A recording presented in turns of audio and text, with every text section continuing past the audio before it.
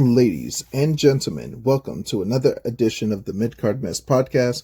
I am your host, not one, not two, but all three faces of Jamal, and this is your wrestling news.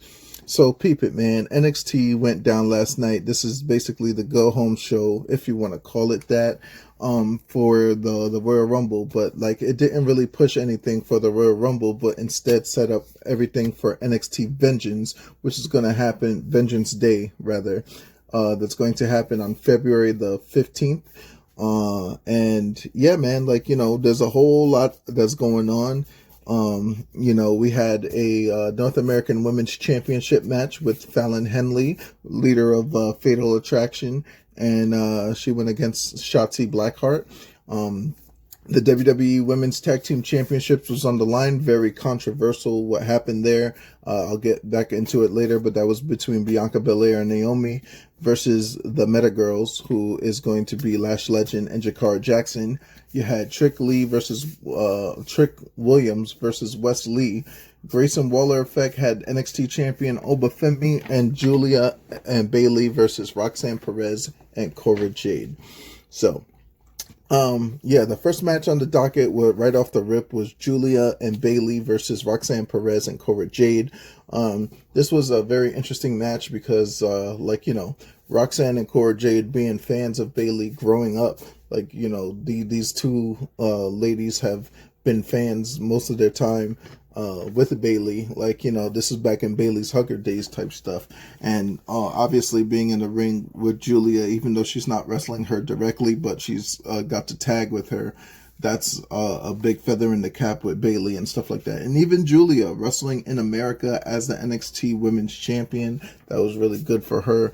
So at the end of the day, Bayley and Julia defeats Roxanne Perez and Cora Jade, with Bayley getting the pin on Cora Jade after the elbow drop from the top. This didn't further push or deny anything really. It didn't push any type of story, but they did have a segment in the back. If you look on WWE.com, where Bayley did an interview in the back, and she said that she might go after that NXT championship. So that just sets up a very interesting dynamic. That might be a fatal four-way coming up at Vengeance Day, perhaps. So, it is what it is. If Julia and Bayley have to fight each other, then that's gotta happen. It's gotta shake.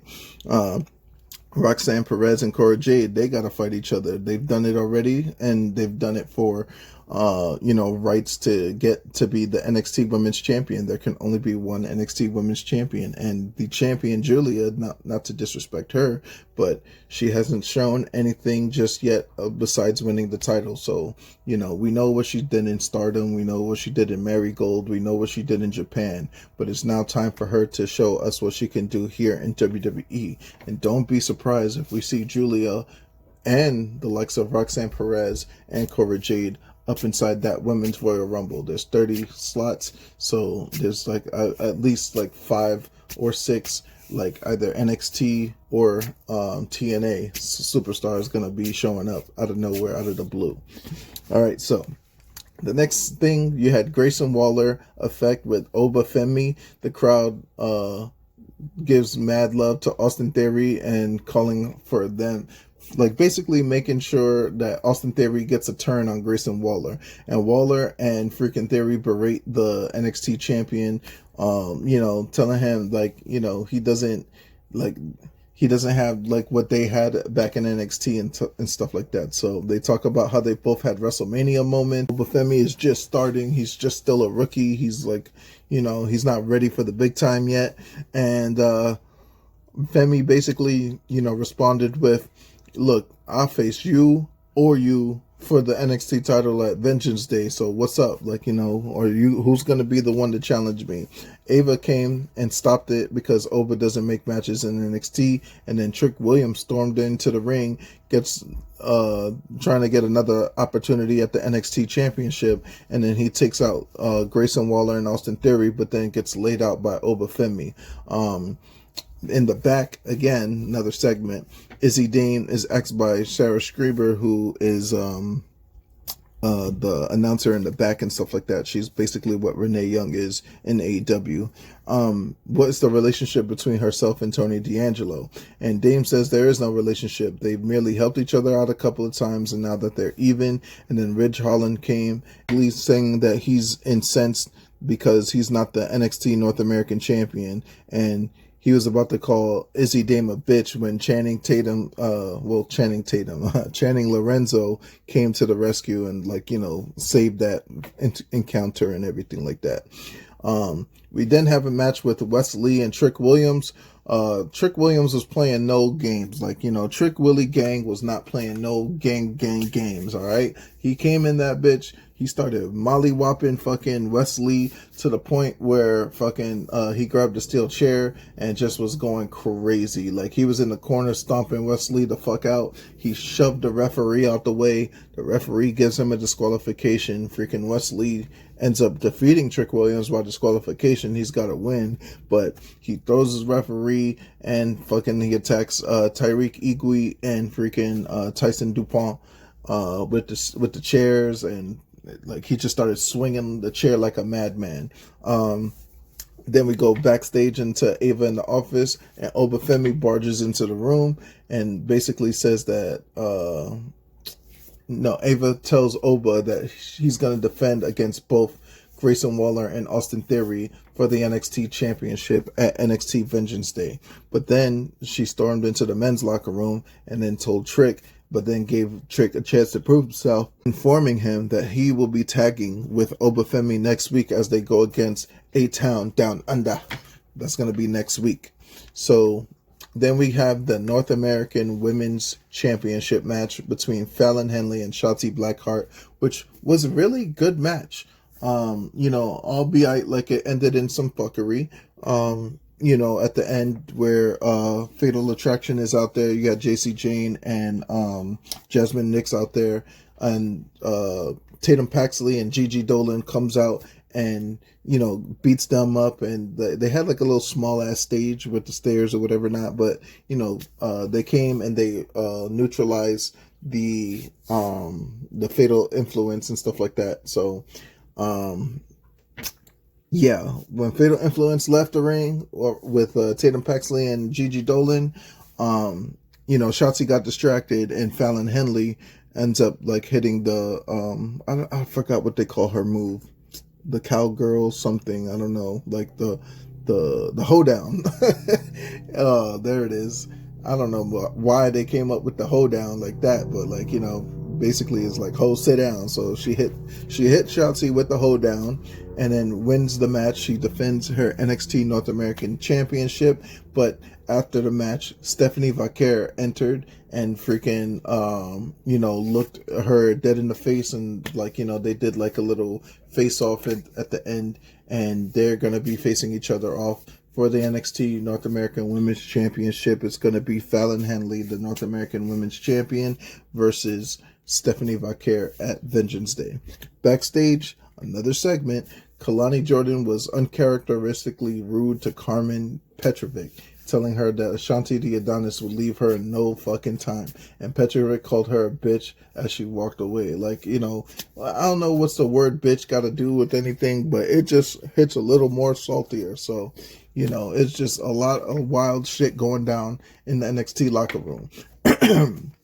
Ava then informed Roxanne Perez that she and Bayley will challenge Julia for the NXT Women's Championship at Vengeance Day. And obviously, like I said before, Cora Jade was upset by this and threw Roxanne under the bus for her losing the tag match earlier. But, it is what it is.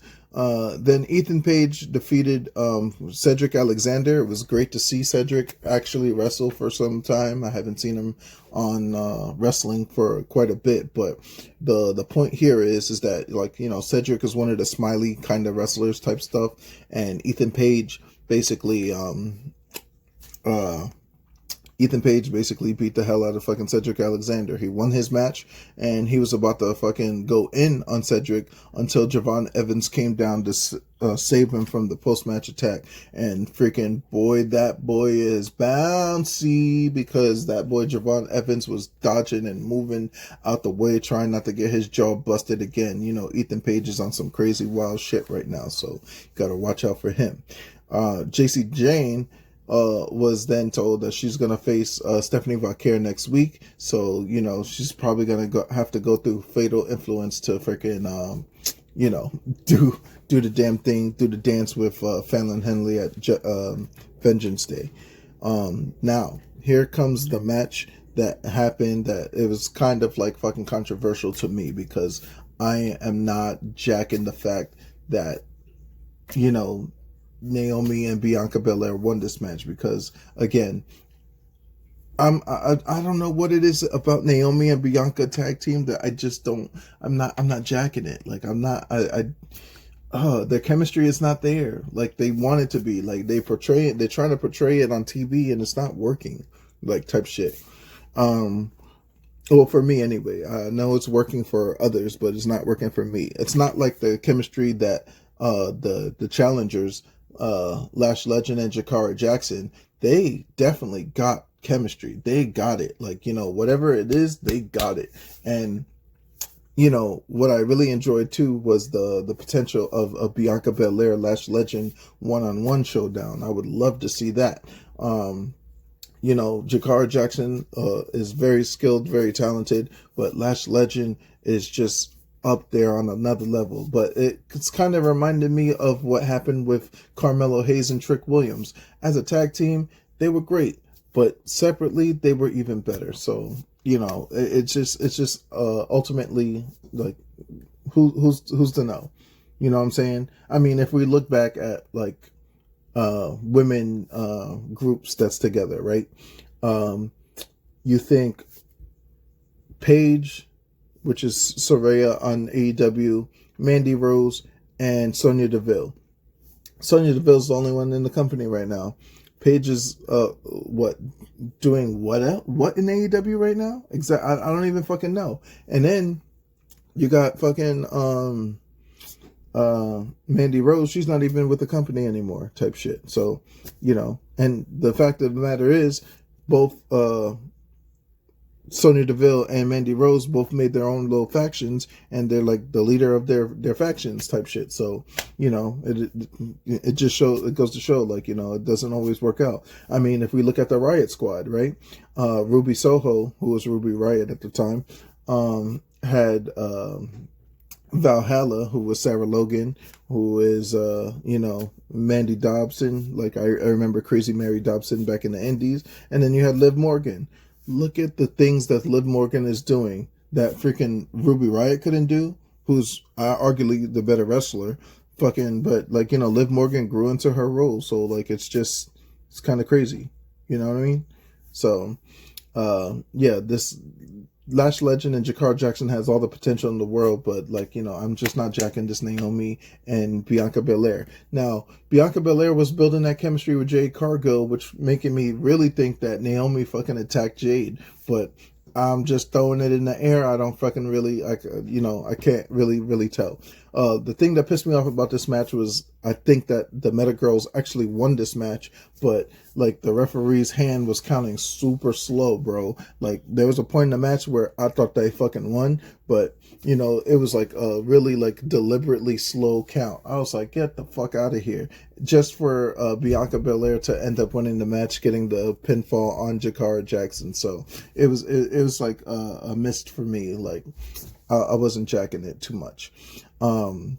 But yeah, man, mid-match was Cora Jade was showing backstage, wanted to speak to Ava, and then after the match, freaking there was a teaser coming up for the Vengeance Day pay-per-view type stuff. So it is what it is. That was NXT, and, you know, there's potential there. Like, they're building up for a pay-per-view that's going to happen weeks from now. And it's a good way to start. It's a good way to get some attention off of, like, the Royal Rumble, I guess. But at the same token, it's just like, yo, the Royal Rumble is literally on Saturday. Does anybody have any type of ambition to join the Royal Rumble? Is anybody going to get called up like a Trick Williams or a, I don't know. I don't know who's ready. Like, maybe Wesley gets called up. Maybe Trick Williams gets called up, but I don't know who the NXT. Oh, excuse me. I don't know who on the NXT roster is going to be ready for, this Royal Rumble match or Royal Rumble weekend or anything of that nature. Like, they can get called up really soon. So we'll see. But that's it for the NXT news. All right. So one thing I want to mention is that tonight, AEW Dynamite, they got Jay White versus Wheeler Yuta. Jay White has had his problems with the I was about to say the Blackpool Combat Club, the Death Riders. Yeah, man, it's really, it's just adding to the allure of what's going on with the AEW title. And speaking of the Death Riders, you got Jeff Jarrett versus Claudio Castagnoli, and basically the winner of that match. Well, if Jeff Jarrett wins, he gets a shot at the AEW championship. And I'm just like, what the fuck? Again, like, it's 2025. Jeff Jarrett is still on my fucking TV screen. What the fuck are we doing? Like, stop it. Like, get the fuck up out of here. Pack it the fuck up. Will Ospreay versus Brian Cage. That match was great the first time around. This is another go around. This is like, what, 2? This is Brian Cage versus Will Ospreay 2. So I expect that to be a big banger of a match. And then Yuka Sasaki, who won the that battle royal that happened like last week or something like that, is going to challenge Mercedes Moné for the TBS championship. So, and obviously they got to have MJF segment up in there. So that's going to be on AEW Dynamite at 8 p.m. Eastern Time. So be on the lookout for that. Let's talk about some wrestling news that's out there, such as Jordynne Grace potentially signing with WWE. I think the deal is already done. I'm not too sure if, I'll believe it when I fucking see it type shit. Like, you know what I'm saying? So it'll be interesting to see what Jordynne Grace does. I don't know if they're going to put her on the main roster. I don't know if they're going to just slap her with NXT, but NXT doesn't need, like, nobody that crazy right now. So, like, it's really up to Trips and seeing what Jordynne Grace can bring. I mean, Jordynne Grace already has been seen by the WWE audience 2 Royal Rumbles in a row. So, wonder if she gets to keep her theme song or not. Yeah, it's it's gonna be a thing.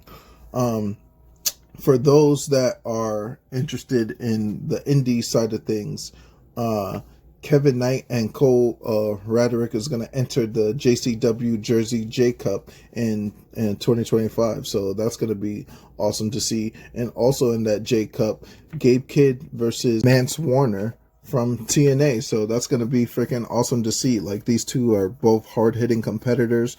That's going to be, what a match that's going to fucking be. And it's the first time ever too. Man, it's just going to be a fucking, maybe it might be a bloodbath, maybe it might not, but Gabe Kidd is no fucking joke, and neither is Mance Warner either. So, WWE also has a big event that they have. Is called Clash in Paris. So they're going to be in Paris, France, on August 31st. At the Paris La Défense Arena. So that's going to be pretty cool. And I don't know if we have any French superstars on WWE right now. I don't know. I can't think off the top of my head who's French out there. It's not since Rene Dupree, not since like La Resistance, like, you know what I mean? But yeah. So for my gamers out there, WWE 2K25 has announced they have their official trailer out and everything like that. It's going to be March 14th. It's going to be released, and the pre-orders are starting on the 28th of January. So basically you have Roman Reigns, which is on the cover of the standard edition. Then he has the Bloodline edition, which is like a big ass tree that has the Usos Paul Heyman, Solo Sequoia, and a little bit of more people. And then they have the Deadman edition as well for pre-order bonuses. I think like the Bloodline edition is like a whopping $129. You get to play the game 7 days free, and yeah, it's gonna be a fucking thing. But let's talk about like what they're bringing to the table this time.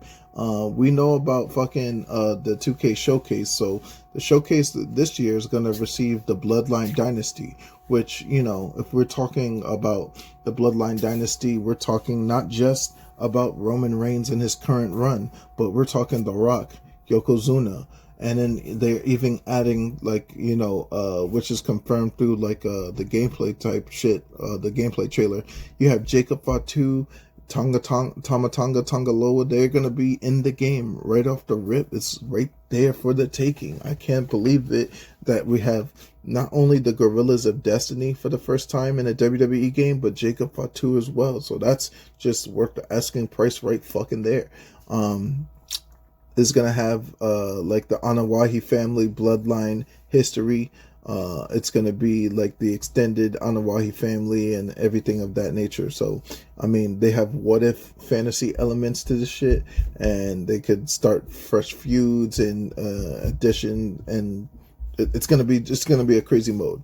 Speaking of the Anawahi family, you have the Island, which is basically like NBA 2K My City or whatever not, and it's gonna be an interactive world made up of a series of areas built around WWE themes and trying to impress the OTC Roman Reigns himself. Oh, I hope they don't have no fucking season battle pass or fucking some dumbass shit like that. And I don't know what they have here. Like they're talking about My Superstars through like what the fuck is a My Superstar if we have a fucking a My Rise? So My Rise is the My Superstar, or you could make multiple superstars in the island, or what's good with that? Is it gonna fucking charge VC? Are they gonna fucking be a pay to win model like fucking NBA 2K where you have to fucking pay some real life money for fucking VC to get fucking stats? Is it gonna be some My Faction bullshit? I don't know. So we're just gonna have to fucking wait and see. But this is one thing that I'm definitely going to get the game for sure. And, it's just a big lineup for their roster. As I aforementioned before, there's going to be freaking the Tamatanga and Tangaloa. The Gorillas of Destiny are in the WWE game right off the rip, I believe. And Jacob Fatu as well. So that's going to be fucking crazy. It's gonna, like, there's allegedly 300 playable different characters, but for me, when I think of 300 characters, is it 300 individual characters, or part of that 300 is gonna be duplicates of fucking other fucking characters, such as we're gonna have like 8,000 fucking Roman Reigns. We're gonna have the Shield Roman Reigns. We're gonna have the Roman Reigns, like, the big dog. Are we gonna have fucking like, what the fuck is all that gonna be about? Then in the trailer they did show a Shield version of Seth Rollins. So like, that's two fucking Seth Rollins right there, because you have the Visionary Seth Rollins, then you have the Shield Seth Rollins, and then obviously you have your regular degular Seth Rollins. So that's three fucking guys right there. Are they gonna have multiple versions of multiple stars? And even if they do that, like, I would just prefer fucking 2K to, if you're gonna do like a multiple character guy, just make the slot for one guy and let the roster look like it's like separate, like different. You could pick the one guy and then pick the different models for them. For example, if I pick Roman Reigns base, like whatever the Roman Reigns base is, if I pick him, then I could slide to the left or slide to the right with one of the sliders, and then it'd be like, okay, this is the Shield version, or you could play as this version or this version or this version. Like, have it in one slot, not fucking 3-4 rows of fucking 8 Roman Reigns in the fucking thing. I'm tired of that shit. And then you want to fucking talk about, oh, we have a stacked roster of 300 playable. It's the same nigga. Fuck you talking about? Like, get the fuck out of here. Like, no. Like, make it like that, like I aforementioned before. And then you can boast, okay, we have 300 fucking playable characters and shit like that. So, They did have talk about some new match types, but here's the thing: it's not fucking new. It's old, motherfucker. They talking about some intergender wrestling has made a long-awaited debut in WWE 2K. Bitch, I've been playing fucking SmackDown versus Raw for the better part of, like, on my phone. Like, I have the emulator on my phone. I've been playing Here Comes the Pain. I've been playing freaking Just Bring It. I've been playing Shut Your Mouth. I aforementioned Here Comes the Pain already. Freaking SmackDown versus Raw. SmackDown versus Raw 06, 07, 08. I've been doing this. Like, we've been doing this for mad long. What you mean? Like, it's new. It's not fucking new. It's old. It's recycled. Bitch, the fuck you talking about? The only thing new is probably a Bloodline Rules match, which... okay, like, it's just no rules. Like, what? It's gonna be the Extreme Rules match. The Underground match, that's pretty interesting, but is it really? Because all it is just a match with no ropes. Okay, so what? Like, what I did like to see here is that they have a new feature that you can come off the barricade and do a move. But again, like I said, I've been playing a lot of like the older wrestling games like Shut Your Mouth and Here Comes the Pain. You could do that shit already. It was already in the game. So fuck out of here. Like, what y'all talking about? New match types. Get the fuck out of here, man. Bullshit. One thing that is very interesting is the My GM online multiplayer mode, which basically is like GM mode, but now you can play online with niggas. Up to 4 people. So 4 GMs can go head to head and battle for supremacy on their shows. This is a game changer, but at the same time, I want to see how it works. I want to see how it works before I get too hype. I want to see what it entails. I want to know. I want to know if I can do it with the server. I want to know if I could do it without a server. Is it online only or not? Like, I need to fucking know. Let me fucking know. Then obviously you have that bullshit ass My Faction. There's nothing about My Faction that's good. It's just a scam and scheme just to get you to get a bunch of fucking stupid ass cards and persona cards and all this other bullshit. So like, no, fuck My Faction. Fuck that game. Fuck that. No, absolutely not. You want a fucking card game? Get Supercard. It's a better game anyway. And it's less money. Fuck out of here. My Rise mode. Being that they added the intergender thing, and I had like quotation marks as I was saying that, you can do the My Rise mode, and it's going to be like a branching storyline depending on if you're a man or you're a woman. So, everybody is going to be featured into this like storyline. So there's basically a multi-gender version of the story. So like whether you talk to Bailey as a man or a woman, it's going to change. Whether it's Kevin Owens is going to change. Try to infiltrate NXT, try to take over WWE type stuff. Like, it's a whole bunch of stuff. So Universe mode is back.